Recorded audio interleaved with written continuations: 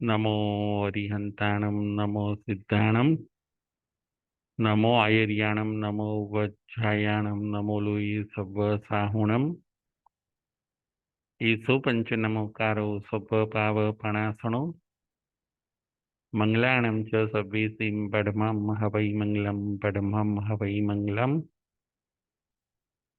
ओम शांति शांति शांति। श्रमण भगवान महावीर स्वामीना चरण कमळमां तथा सद्गुरुदेवना चरण कमळमां आपણા સૌના અવિરામ કોટી કોટી વંદન।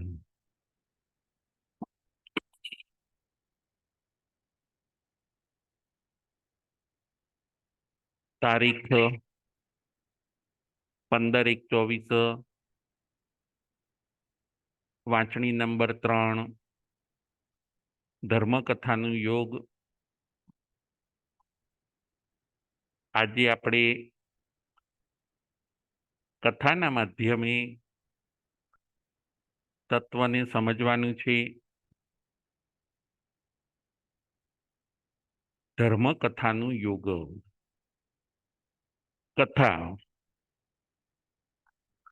કથાની અંદર આજે આપણે સામાયિકનો ચમત્કાર એ વિષય ઉપર આપણે દ્રષ્ટાંત જોવાનું છે। સામાયિકનો ચમત્કાર। સામાયિકથી શું લાભ થયો, સામાયિકથી કોને લાભ થયો, એ આજે આપણે કથાના માધ્યમે જોવાનું છે। સામાયિકનો ચમત્કાર। કામપુર નામનું એક નગર હોય છે। ત્યાં વિજયચંદ્ર કરીને રાજા હોય છે અને સંગદત્ત કરીને એક શ્રીમંત શેઠ હોય છે। રાજાનું નામ વિજયચંદ્ર અને એ જ નગરના શ્રેષ્ઠી શ્રીમંત શેઠ અને સાહુકાર જેને ગણી શકાય એમનું નામ હોય છે સંગદત્ત। શેઠનું નામ સંગદત્ત। આ સંગદત્તને એક કેસરી નામે પુત્ર હોય છે।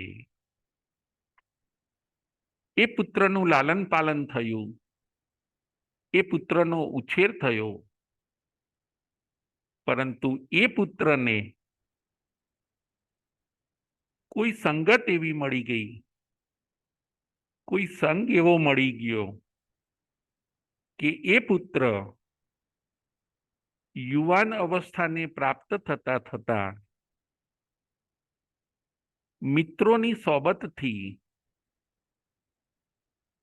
ચોરી કરવા લાગી જાય છે। કેસરીની અંદર ચોરીનું વ્યસન આવી જાય છે। એવી એને સંગત મળી ગઈ, એવી સોબત મળી ગઈ કે આ એક શ્રેષ્ઠીનો છોકરો ચોરી કરવાનું શીખી જાય છે। માતા પિતાને ખ્યાલ આવ્યો, સંગદત્ત શ્રેષ્ઠીને ખ્યાલ આવ્યો। એ ઘણીવાર કેસરીને સમજાવે કે આપણી પાસે શું નથી, તું ચોરી શા માટે કરે છે, તું કોઈની વસ્તુ શા માટે લઈ લે છે, પરંતુ આ બાજુ કેસરી પોતે માનતો નથી। કેસરી પોતે ચોરીનું કાર્ય ચાલુ ને ચાલુ રાખે છે। માતા પિતા એને સમજાવે છે, બધી જગ્યાએથી બૂમો આવે, બધી જગ્યાએથી કમ્પ્લેન આવે। શેઠ અને શેઠાણી હવે કંટાળી ગયા, આમાં આપણું નામ બગડે, ચોરી જેવું નિકૃષ્ટ કાર્ય આપણે ન કરાય। પોતાના પુત્ર કેસરીને અવારનવાર સમજાવે, એને દંડ કરે, પૂરી રાખે, સજા કરે, પણ કોઈ ફરક કેસરીમાં ન પડે। ચારિત્ર મોહનીય કર્મનો ઉદય। ઘણીવાર કર્મ જ જો એટલું બળવાન હોય છે તો વ્યક્તિ સુધરવા ચાહે તો પણ સુધરી ન શકે. ચારિત્ર મોહનીય કર્મનો એવો કોઈ પ્રબળ ઉદય. બાળક આજે ચોરીના વ્યસનનો ભોગ બન્યું છે. માતા પિતા ચિંતિત છે. ચોરી પણ 7 વ્યસનમાં એક વ્યસન ગણ્યું છે. ચોરીની આદત આવે પછી ઘણીવાર જુગારની પણ માણસમાં આદત આવી જાય છે. ચોર કોઈક વાર લડાઈ પણ કરશે. ચોર જુગાર પણ રમશે. ચોર વાઈન એટલે કે દારૂ પણ પીશે. આ બધા વ્યસન એવા છે. એકવાર જો જીવનમાં આવી જાય પછી એ નીકળતા નથી. જુગાર રમનાર જુગારી પણ જુગારમાંથી બહાર નીકળવાના બદલે ધીરે ધીરે જુગારની અંદર વધારે ઊંડા ઉતરતા જાય છે.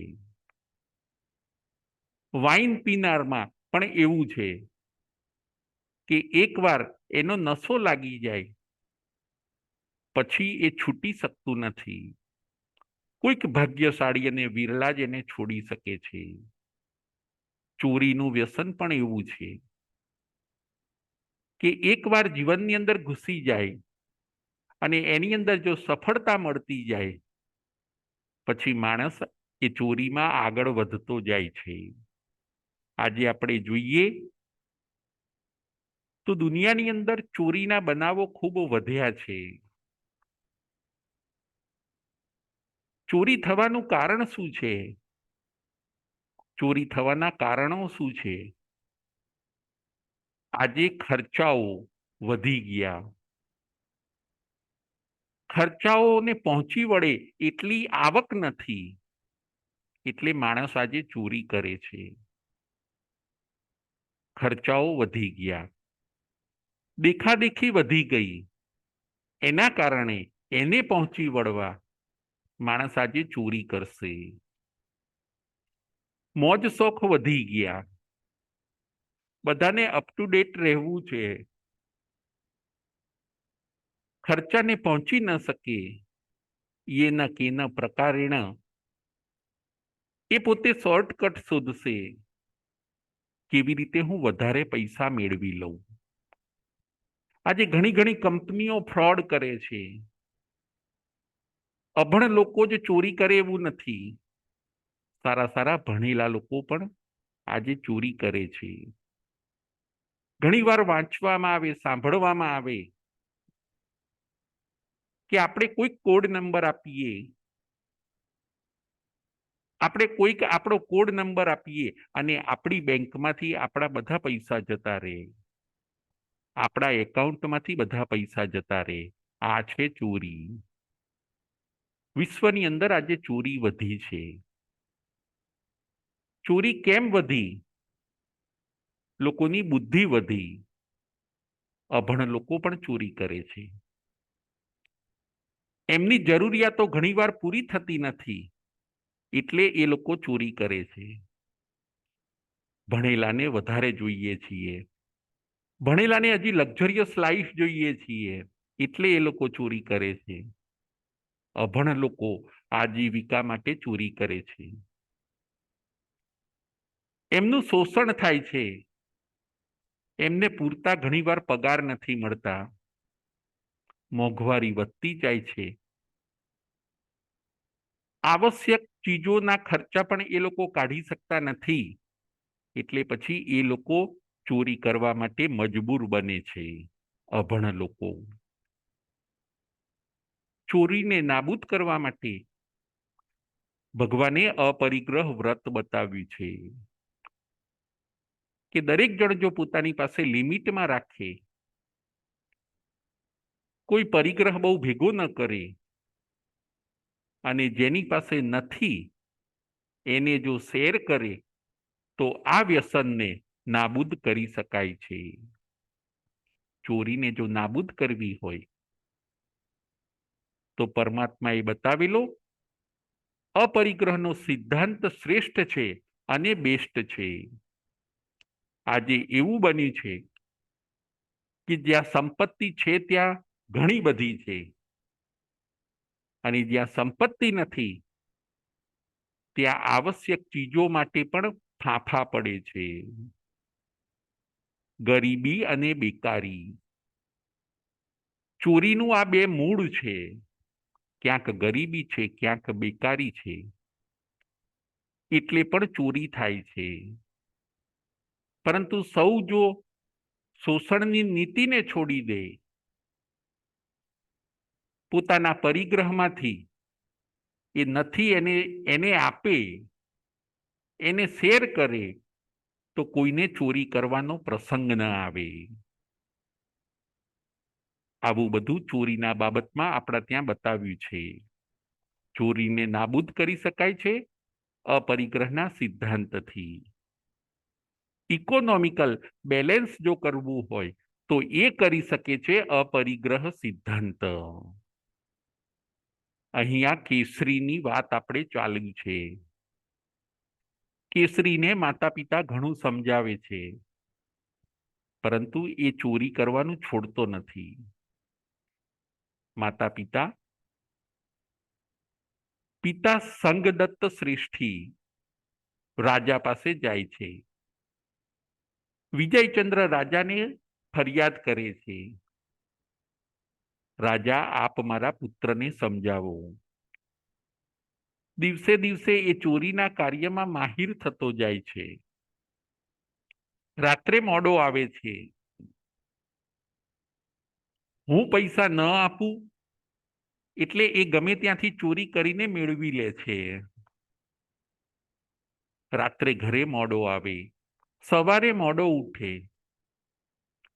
આપ એને સુધારો, હું એની ફરિયાદ આપને કરવા માટે આવ્યો છું.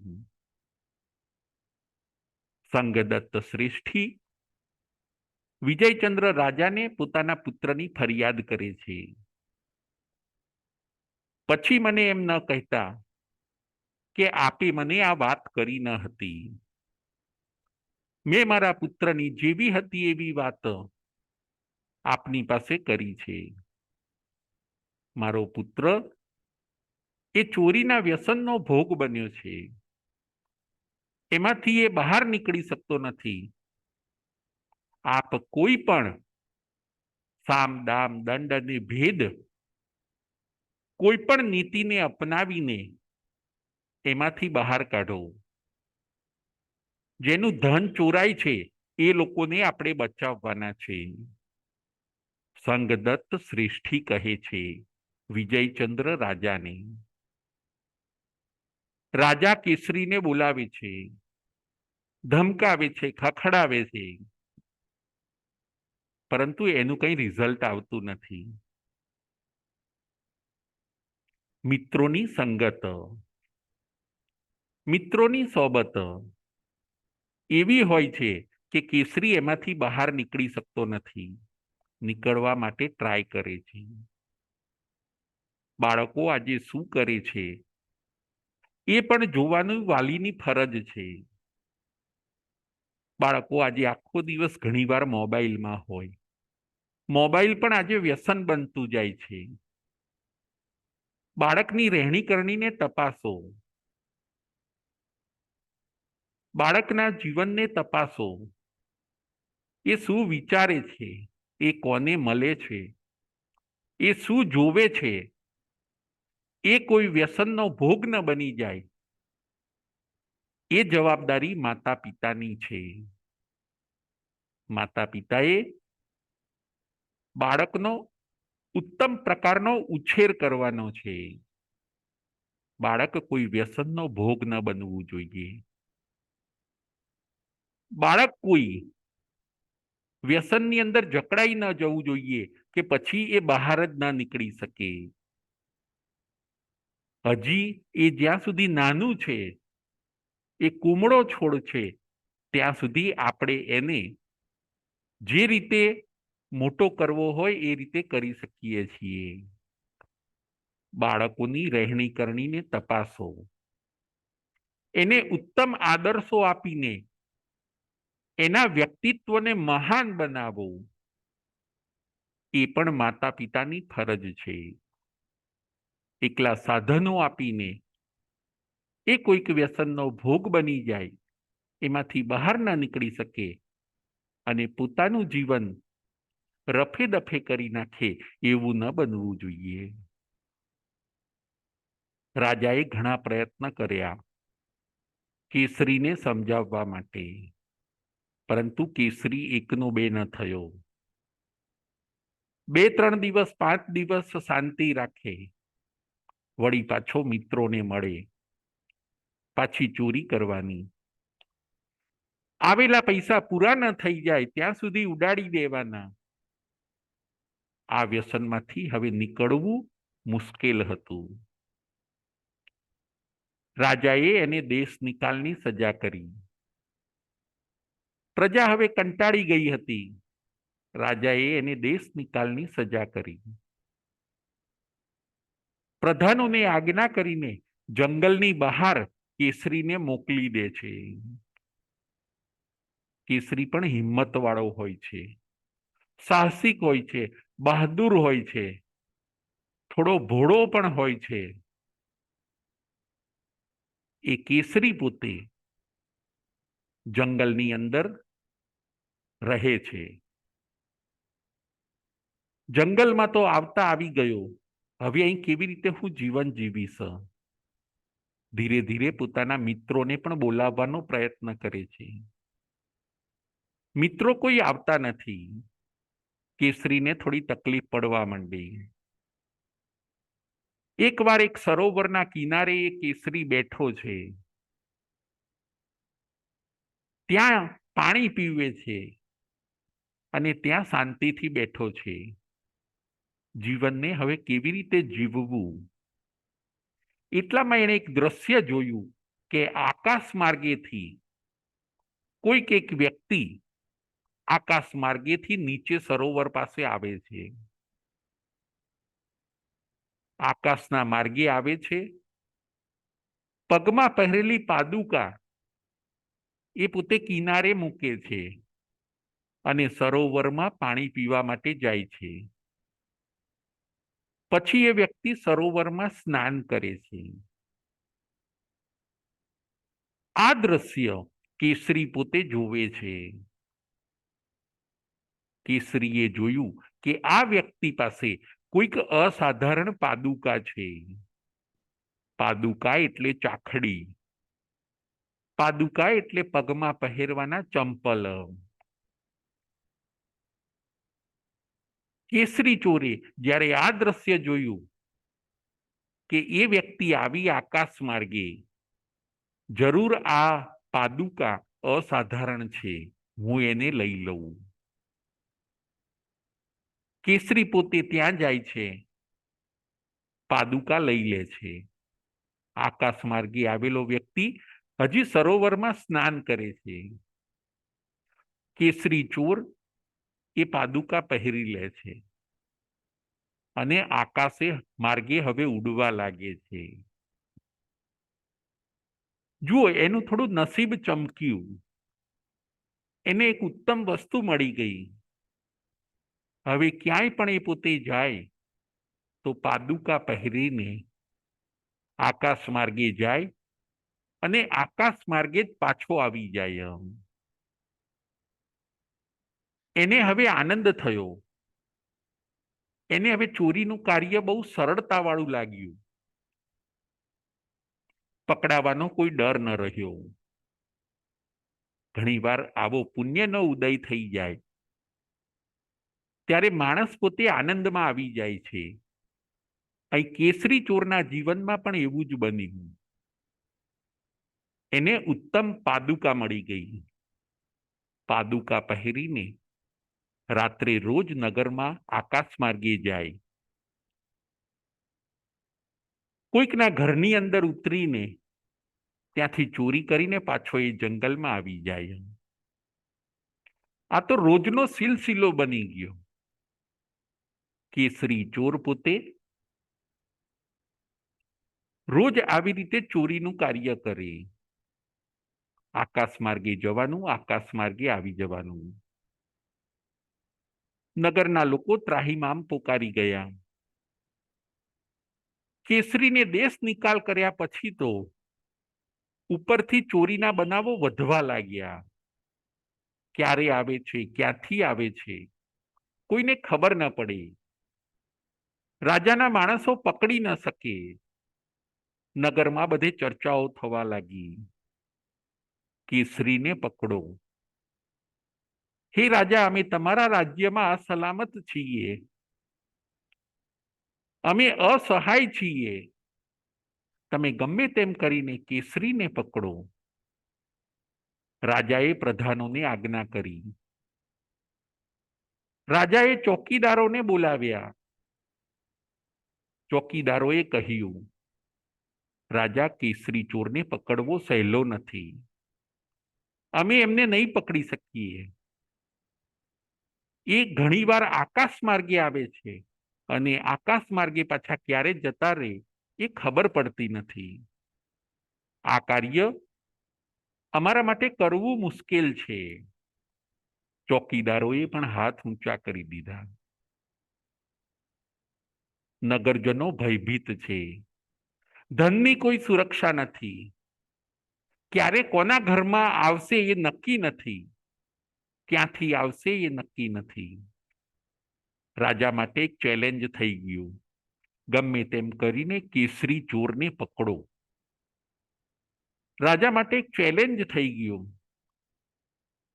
રાજા વિચારે છે કે ચલો, ઘણા સૈનિકોને લઈને રાજા જંગલમાં જાય છે. જંગલનો ખૂણો ખૂણો, જંગલનો ઉદ્યાન, જંગલની દરેક જગ્યાઓ તપાસી, પરંતુ ક્યાંય કેસરી ચોરની ભાળ મળતી નથી. રાજા થાકે છે, બેસે છે. ત્યાં રાજાએ એક મંદિર જોયું. એક નાનું મંદિર જોયું. એ મંદિરની અંદર જાય છે અને એ મંદિરની અંદર કોઈક દેવી હોય છે. દેવીની મૂર્તિ હોય છે. એ મૂર્તિની આગળ ઉત્તમ આભૂષણો દેવીને ચડાયેલા હોય છે. રાજા મંદિરમાં જઈને આ બધા દ્રશ્ય જોવે છે. વિજયચંદ્ર રાજા. રાજા પોતે ખૂબ બુદ્ધિશાળી હોય છે. સમજી જાય છે કે આ દેવીની પૂજા કરવા માટે કેસરી ચોર અહીંયા આવતા હશે. કેસરી ચોર અહીંયા આવતો હશે. આ દેવીને વંદન કરવા માટે, દેવીને પૂજા કરવા માટે અને આવા ઉત્તમ આભૂષણો એ ચડાવતો હશે. માટે અહીંયા એ આવે એની પ્રતીક્ષા કરીએ. રાજાને થોડીક બુદ્ધિ સૂજી. રાજા પોતે મંદિરની પાસે સૈનિકોને થોડાક દૂર રાખીને એ પોતે રાત્રે ત્યાં રોકાઈ જાય છે. એક પ્રહર, બીજો પ્રહર, ત્રીજો પ્રહર થયો અને ચોથા પ્રહરે એવું જ બને છે કે શ્રી ચોર પોતે એ દેવીના દર્શન કરવા માટે આવે છે. કેસરી ચોર મંદિરમાં આવે છે. પાદુકાને એ બહાર કાઢે છે. પગમાં પહેરેલી પાદુકા, જેનાથી એ આકાશ માર્ગે આવ જા કરી શકે એવી પાદુકાને એ ડાબા હાથે બંને પાદુકાને પકડી રાખે છે. મંદિરનો દરવાજો ખોલીને કેસરી ચોર અંદર જાય છે. અંદર જાય છે ત્યારે તરત જ રાજા, એમના સૈનિકો બહારથી દરવાજો બંધ કરી દે છે. કેસરીને ખ્યાલ આવી ગયો કે હું ભયમાં છું. નક્કી કોઈક બહાર છે. કેસરી સશક્ત હોય છે.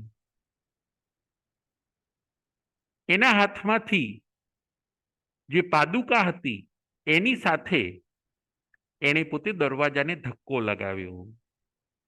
ગમે તેમ કરીને દરવાજો તોડીને કેસરી પોતે ભાગી જાય છે, પણ પાદુકા એના હાથમાંથી પડી જાય છે. હવે જો પાદુકા પાછી લેવા જાય તો રાજા અને સૈનિકો એને પકડી લે. કેસરી ચોર ભાગે છે. પાછળ સૈન્ય છે અને પાછળ રાજા છે. આજે હવે બચવું નામુમકિન છે. કેસરી ગભરાઈ ગયો, પરંતુ સશક્ત છે. અંધારું છે, ચોથો પહોર છે. ખૂબ દૂર દૂર ભાગવા પ્રયત્ન કરે છે. ક્યાંક સંતાઈ જાય છે, ક્યાંક એમ એને વિચાર આવે કે હું ઝાડ ઉપર ચડી જઉં. જુઓ, કર્મનો ઉદય થઈ ગયો. આજે પાપ કર્મનો ઉદય થઈ ગયો. જે ખોટું કાર્ય કર્યું હોય છે એ ખોટું કાર્ય, એનું કર્મ આજે ઉદયમાં આવી ગયું. કેસરી પણ મનોમન વિચારે છે કે આજે હવે હું બચી નહીં શકું. અનેક સૈનિકો છે, બુદ્ધિશાળી રાજાઓ છે, બચવું હવે મુશ્કેલ છે. કેસરી પસ્તાવો કરે છે. અરે રે, હું ક્યાં હતો અને ક્યાં આવી ગયો. હું એક શ્રીમંત શ્રેષ્ઠીનો પુત્ર હતો.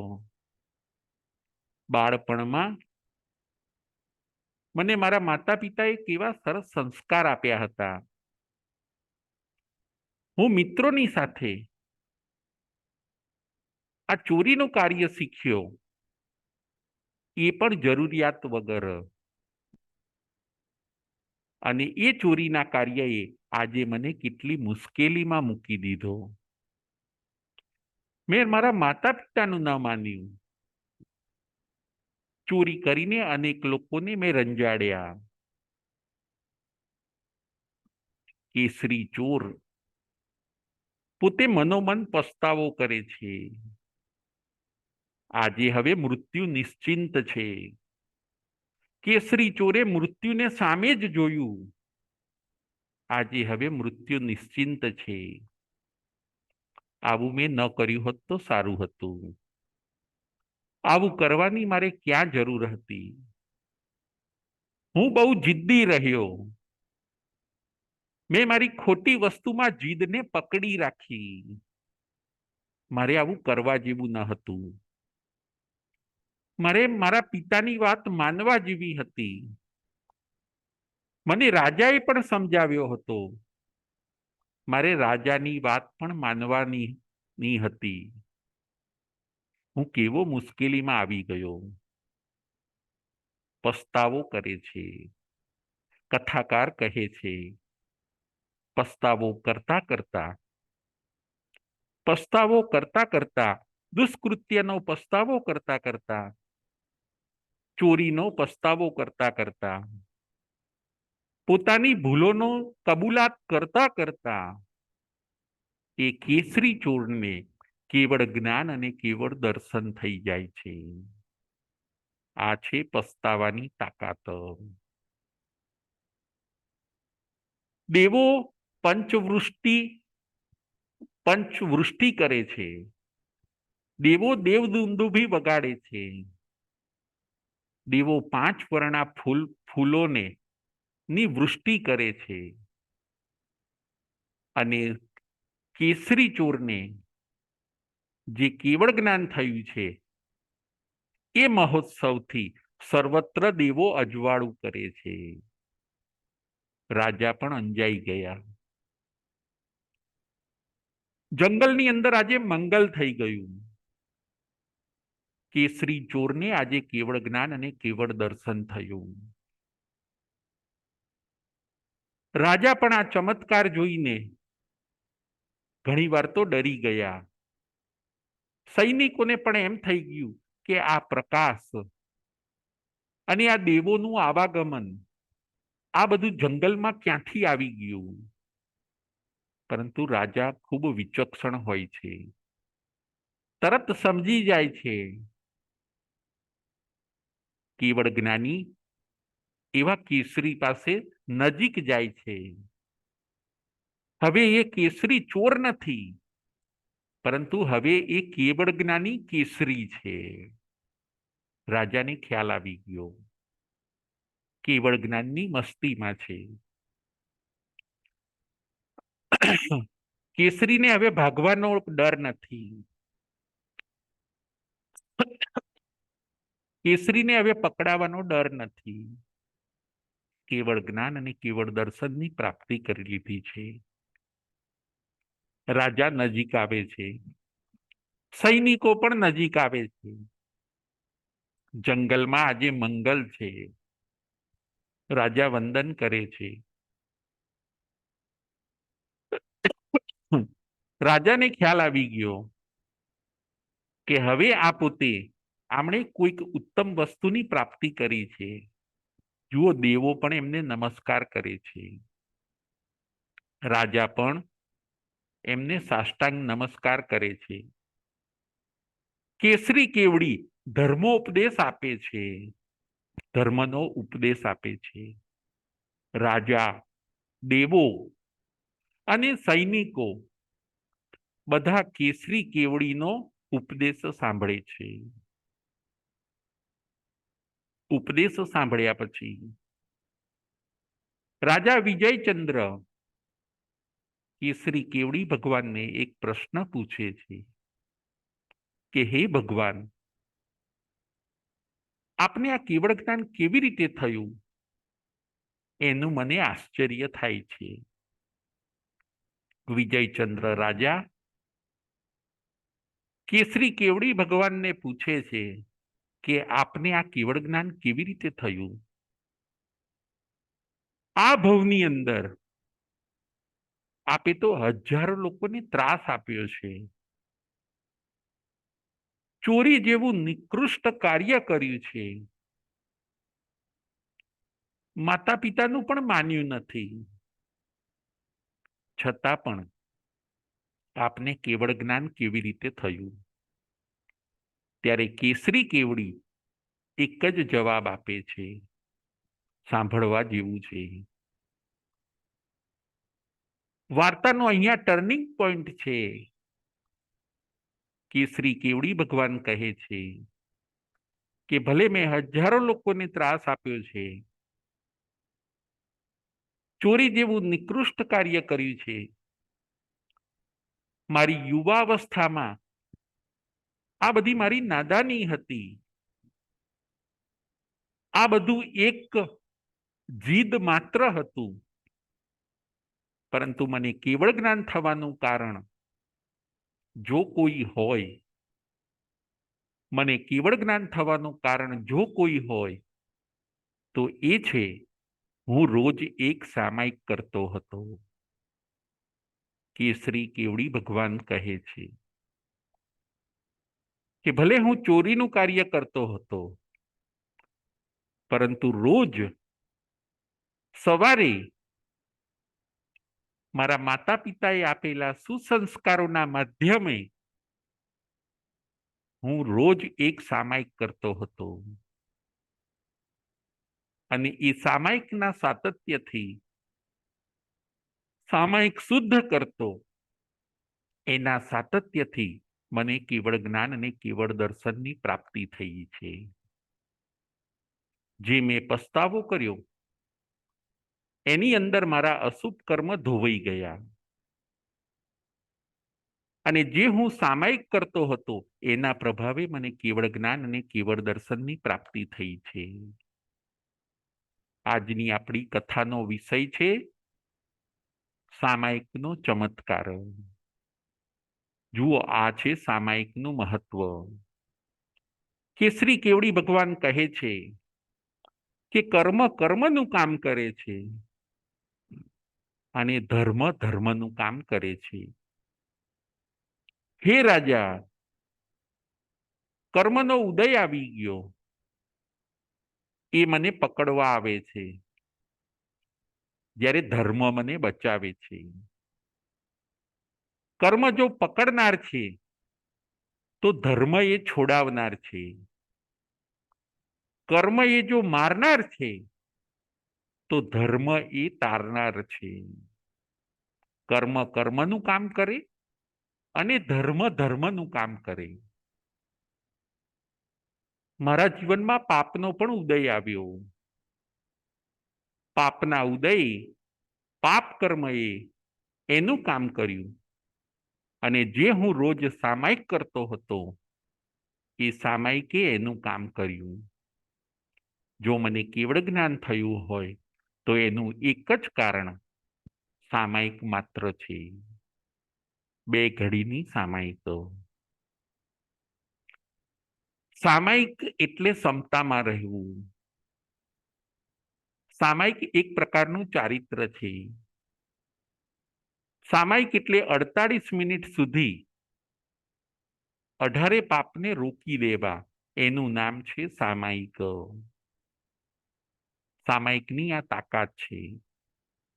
સામાયિકથી આવતા આશ્રવ અટકે છે, અશુભ કર્મ રોકાય છે. કેસરી કેવડી ભગવાન હજી સામાયિકનું મહત્વ બતાવે છે. સામાયિકના આપણા ત્યાં 3 પ્રકાર બતાવ્યા છે. સમકિત સામાયિક,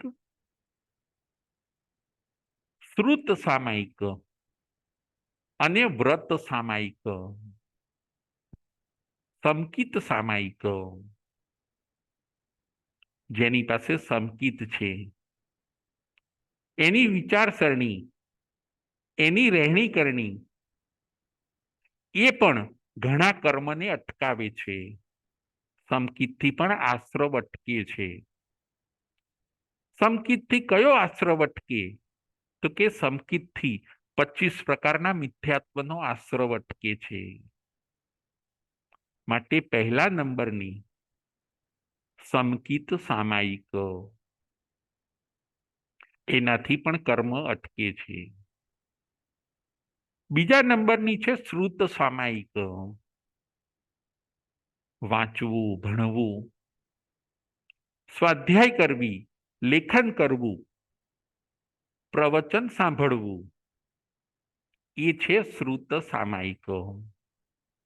ત્રીજા નંબરમાં વ્રત સામાયિક. વ્રત સામાયિક એટલે 48 મિનિટ સુધી ફિક્સ, 2 ઘડી સુધી ફિક્સ સામાયિકમાં બેસવું, એને કહેવાય છે વ્રત સામાયિક.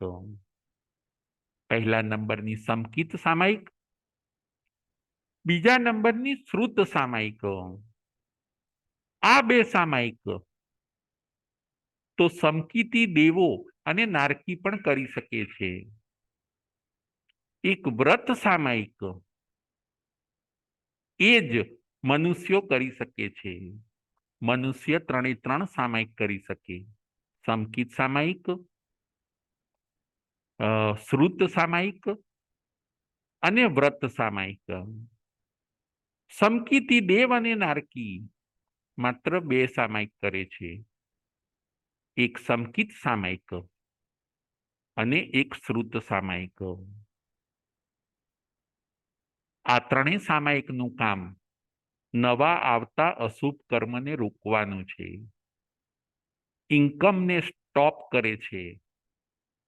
ન્યૂ કર્મને એડ નથી થવા દેતું. સામાયિકનું અનુષ્ઠાન. કેસરી કેવડી ભગવાન સામાયિકનું આવું સરસ મહત્વ સમજાવે છે. સામાયિક સામાયિક આજના પ્રવચનની અંદર, આજની વાંચણીની અંદર આપણે 3 પોઈન્ટ ઉપર વિચાર કરવાનો છે. રોજ સામાયિક કરીએ. નંબર 1, રોજ સામાયિક કરીએ. નંબર 2, બીજા સમયની અંદર આપણે સંભાવમાં રહીએ. અને નંબર 3, ખોટાનો પસ્તાવો કરીએ. 3 પોઈન્ટ ઉપર આજે આપણે વિચાર કરવાનો છે. રોજ સામાયિક કરીએ. થાય કે ન થાય, હંમેશા આપણે ટેવ પાડીએ કે આપણે રોજ એક સામાયિક કરવી છે. જો કેસરી ચોરને પણ એ નિયમ હોય છે, રોજ એક સામાયિક કરવાનો. એ સામાયિકે એમને કેસરી ચોરમાંથી કેવડી કેસરી બનાવી દીધા. છેક કેવળ જ્ઞાન સુધી એનું સાનિધ્ય રહ્યું. છેક કેવળ જ્ઞાન સુધી એ સામાયિકનું સાતત્ય રહ્યું. ચાહે જો મજબૂરી હો, સામાયિક જરૂરી હો. રોજ આપણે એક સામાયિક કરીએ. સામાયિક એ ઉત્તમ અનુષ્ઠાન છે. ઘણા લોકોની કમ્પ્લેન છે કે ટાઈમ નથી, થતું નથી, ભાવ આવતા નથી. આપણે એમના મહત્વને સમજીએ, એનું જ્ઞાન લઈએ. એમાં જો રસ લઈશું તો ચોક્કસ આપણને સામાયિક કરવાનું મન થશે. સામાયિક પ્રત્યે અહોભાવ થશે. ક્રિયા પછી કરીએ, પહેલા એનું જ્ઞાન લઈએ. એનું મહત્વ સમજ્યા પછી, એનું ઇમ્પોર્ટન્ટ સમજ્યા પછી ચોક્કસ આપણને કરવાનો રસ ઉત્પન્ન થશે. રોજ એક સામાયિક કરીએ. કેસરી કેવડી પોતાના ગૃહસ્થ જીવનમાં માતા પિતાએ આપેલા સંસ્કારના બળે ભલે નિકૃષ્ટ કાર્ય કરતા હોય છે, છતાં પણ એ રોજ એક સામાયિક કરતા હોય છે. રોજ એક સામાયિક કરીએ. આ હતો પહેલો પોઈન્ટ. બીજો પોઈન્ટ છે, એ સિવાયના સમયમાં આપણે સમભાવમાં રહીએ. સમભાવ એ જ સામાયિક. સમભાવ, વિષમભાવ નહીં. શત્રુ પ્રત્યે અને મિત્ર પ્રત્યે સમભાવ. અમીર મિત્ર હોય કે ગરીબ મિત્ર હોય, બંને પ્રત્યે સમભાવ. એવી પોઝિશન, એને પણ કહેવાય છે સામાયિક. વિષમ ભાવમાં આપણે ન જઈએ. 4 વસ્તુમાં સમભાવમાં રહેવાનું કહેલું છે. લાભ અને અલાભ, સુખ અને દુઃખ, જીવન અને મરણ, નિંદા અને પ્રશંસા. ફરીથી શાસ્ત્રકાર આપણને 4 વસ્તુમાં સમભાવ રાખવાનું કહે છે. લાભ અને અલાભ, સુખ અને દુઃખ, જન્મ અને મરણ, જન્મ અને મરણ, નિંદા અને પ્રશંસા. બસ આ 4 વસ્તુમાં તમે સમભાવ રાખો. આપણને લાભ થાય તો આપણે છકી ન જઈએ, અને કદાચ અલાભ થાય તો આપણે નારાજ ન થઈએ, આપણે ડાઉન ન થઈએ. તો એને કહેવાય છે સમભાવ. સમભાવ એટલે બેલેન્સ રાખવું.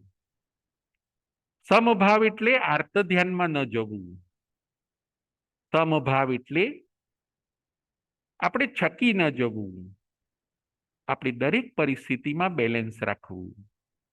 તકલીફ આવે તો પણ આપણે બેલેન્સ રાખવું. ચડતીમાં પણ બેલેન્સ, અને ક્યારેક આપણી પડતીનો કાળ હોય ત્યારે પણ આપણે બેલેન્સ રાખવાનું. સાજા હઈએ ત્યારે પણ બેલેન્સ, અને આપણે માદા પડીએ ત્યારે પણ ધીરજ અને ધરપત રાખવાની. બીજા બધા ટાઈમમાં સમભાવ રાખો. સુખમાં છકી જઈએ અને દુઃખમાં ડરી જઈએ, આ છે વિષમભાવ. સુખનો રાગ અને દુઃખનો દ્વેષ, આ છે વિષમભાવ. સુખી મિત્ર ગમે અને ગરીબ મિત્ર ન ગમે, આ છે બધા રાગ દ્વેષ. રાગ દ્વેષથી પર થવું, એનું નામ સમભાવ, એનું નામ સામાયિક. બીજા બીજા બધા સમયમાં જીવન જીવતા જીવતા આવો સમભાવ રાખે એ વ્યક્તિ પણ સામાયિકનો લાભ લઈ જાય છે.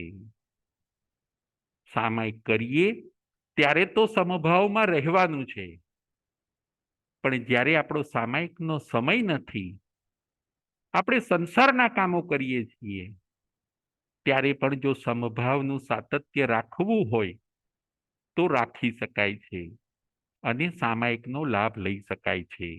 આ હતો પોઈન્ટ નંબર 2. પોઈન્ટ નંબર 1, રોજ આપણે સામાયિક કરીએ. પોઈન્ટ નંબર 2, બીજા સમયની અંદર આપણે વિષમભાવ ન કરતા સમભાવમાં રહીએ. અને પોઈન્ટ નંબર 3 છે, ખોટા કામોનો આપણે પસ્તાવો કરીએ. જો કેસરી કેવડીએ પોતે જે જીદ કરી હતી, માતા પિતાનું ન માન્યું, ચોરી જેવું કાર્ય કર્યું, એનો પસ્તાવો એવો રિયલ થયો કે એમને તરત જ કર્મને દૂર કરી દીધા. એમનો પસ્તાવો પણ રિયલ હતો અને રોજ એ જે સામાયિક કરતા હતા એ પણ રિયલ હતી. એના કારણે કેસરી ચોર એક કેવડી ચોર બની જાય છે. આજના આપણા વાંચણીનો વિષય હતો સામાયિકનો ચમત્કાર. સામાયિકનું ખૂબ મહત્વ છે. ચાહે જો મજબૂરી હો, સામાયિક એક જરૂરી હો. જે સામાયિક કરતા નથી એમણે જીવનની અંદર સામાયિક ચાલુ કરી દેવાની છે. કદાચ જે કરે છે એણે હજી વધારે ચેક કરવાનું છે કે મારી સામાયિક ચોખ્ખી થાય છે ને, મારી સામાયિક શુદ્ધ થાય છે ને, એ એણે પોતે તપાસવાનું છે. શક્ય હોય તો વધારે પણ સામાયિક આપણે કરવી જોઈએ. પૂર્ણિયા શ્રાવકની સામાયિક પણ ભગવાન મહાવીર સ્વામીએ વખાણી હતી. કામદેવ વગેરે જે ભગવાનના શ્રાવકો હતા એ પણ શુદ્ધ સામાયિક કરવા માટે ટેવાયેલા હતા. આવા સરસ શુદ્ધ સામાયિકનો આજ આપણે લાભ લઈએ. કોઈ પણ સમયમાં એક સામાયિક કરવાનું ન ચૂકીએ અને કેસરી ચોરની જેમ સામાયિક કરીને, શુદ્ધ સામાયિક કરીને એના ફળને આપણે પણ મેળવીએ. આ માર્ગે આગળ વધીએ અને આપણે પણ આપણા આત્માનું કલ્યાણ કરીએ.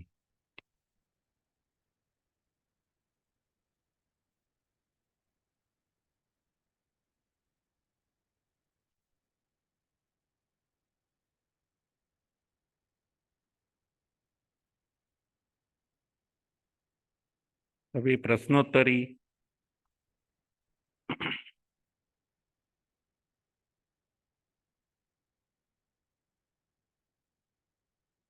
કોઈને કઈ પ્રશ્ન પૂછવાનો હોય?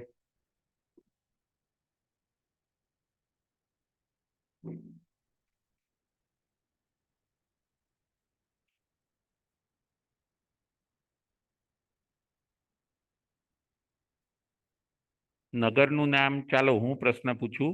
નગરનું નામ, રાજાનું નામ અને શ્રેષ્ઠીનું નામ શું હોય છે?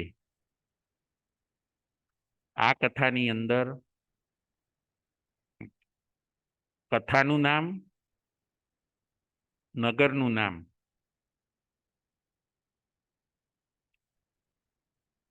અને શ્રેષ્ઠીનું નામ, રાજાનું નામ શું હોય છે?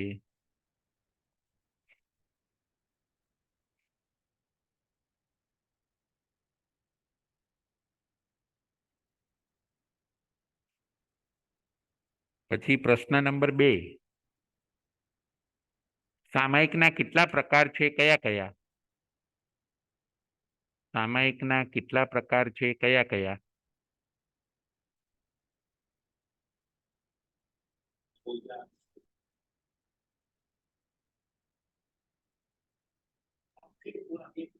દીનાબેન શેઠ. સામાયિકના 3 પ્રકાર છે. કયા કયા? સંકિત સામાયિક, સ્રોત સામાયિક અને ચારિત્ર.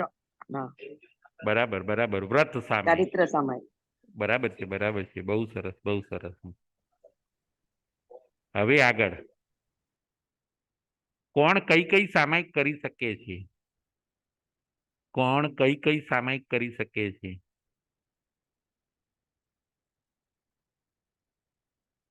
રૂપમબેન પરીખ, કોણ કઈ કઈ સામાયિક કરી શકે છે? જય જીનેન્દ્ર. જય જીનેન્દ્ર. આપણે સમકીતી દેવો અને નારકી માત્ર 2 સામાયિક કરે, સમકિત સામાયિક ને શ્રુત સામાયિક. અને મનુષ્ય 3 સામાયિક કરે, સમકિત સામાયિક, શ્રુત સામાયિક અને વ્રત સામાયિક. બહુ સરસ, બહુ સરસ, બહુ સરસ. હવે જય આગળનો જીનેન્દ્ર. જય જીનેન્દ્ર. આજની કથાનું નામ શું હોય છે? આજની કથાનું નામ, આજની ધર્મકથાનું નામ શું હોય છે? રશ્મિ દોશી. રશ્મિ દોશી. સામાયિકનો ચમત્કાર. સામાયિકનો ચમત્કાર. બહુ સરસ, બહુ સરસ, બહુ સરસ. હવે આગળનો પ્રશ્ન.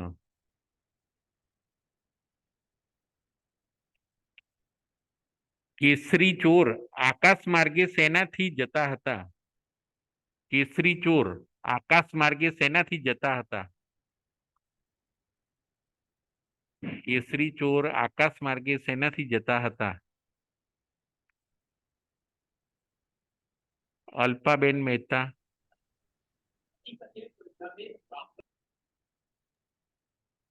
કેસરી ચોર આકાશ માર્ગે પાદુકાથી જતા હતા. બહુ સરસ, બહુ સરસ. જય જીનેન્દ્ર. જય જીનેન્દ્ર. આજે વિશ્વની અંદર આગળનો પ્રશ્ન. આજે વિશ્વની અંદર કેમ ચોરી વધી છે અને એ ચોરીને દૂર કરવા માટે શું કરી શકાય? આજે વિશ્વની અંદર કેમ ચોરી વધી છે અને એ ચોરીને દૂર કરવા માટે શું કરી શકાય? અલ્પાબેન મહેતા. ગરીબી અને બેકારીને લીધે આજે વિશ્વમાં ચોરી વધી છે અને અપરિગ્રહ વ્રત જો બધા રાખે તો પોતાની પાસે જે વધુ હોય એ બીજા સાથે શેર કરે તો ચોરીને નાબૂદ કરી શકાય. બરાબર છે, બરાબર છે. જય જીનેન્દ્ર. જય જીનેન્દ્ર. Thank you. હવે આગળ આજે કયા 3 પોઈન્ટ ઉપર આજે આપણે વિચાર કર્યો? આજે કયા 3 પોઈન્ટ ઉપર આજે આપણે વિચાર કર્યો?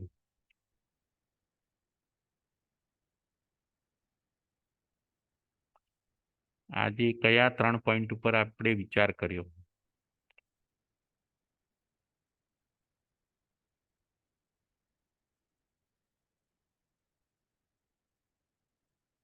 રૂપમબેન પરીખ, આજે કયા 3 પોઈન્ટ ઉપર આપણે વિચાર કર્યો?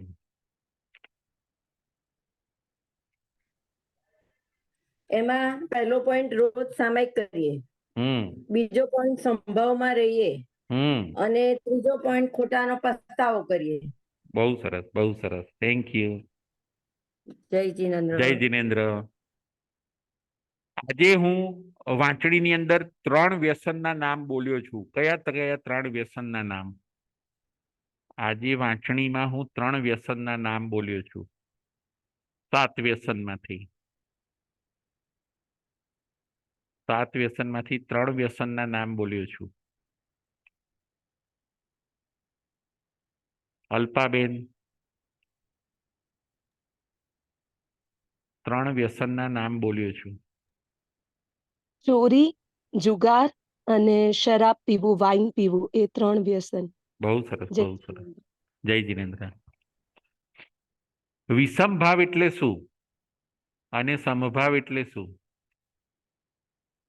સમભાવ એટલે શું અને વિષમભાવ એટલે શું? અને સમભાવ શેમાં શેમાં રાખવાનો?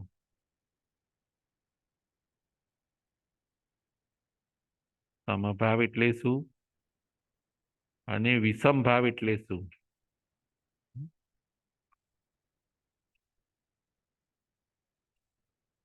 અલ્પાબેન મહેતા. સમભાવ એટલે આર્ત ધ્યાન ન કરવું, ગમે તેવી પરિસ્થિતિ હોય એમાં સમભાવ રાખવું, મતલબ બેલેન્સ રાખવું દરેક સ્થિતિમાં, એને સમભાવ કહેવાય. અને વિષમભાવ એટલે આપણે છકી જઈએ, રાગ દ્વેષ કરીએ, એ બધું વિષમભાવ. બરાબર છે, બરાબર છે. અને લાભ હા, મેં 4 વસ્તુ કીધી હતી. 4 વસ્તુમાં આપણે સંભાવ રાખવાનો. લાભ અલાભ હોય ત્યારે, સુખ દુઃખ હોય ત્યારે, જન્મ મરણમાં અને નિંદા પ્રશંસામાં દરેક બહુ પરિસ્થિતિમાં સંભાવ રાખવું. બરાબર છે. સંભાવ. હવે આગળનો જવાબ, આગળનો પ્રશ્ન. સમભાવથી શું લાભ થાય છે? સમભાવથી આપણને શું લાભ થાય છે અને વિષમ ભાવથી શું નુકસાન થાય છે? સમભાવથી આપણને શું લાભ થાય છે અને વિષમ ભાવથી શું નુકસાન થાય છે?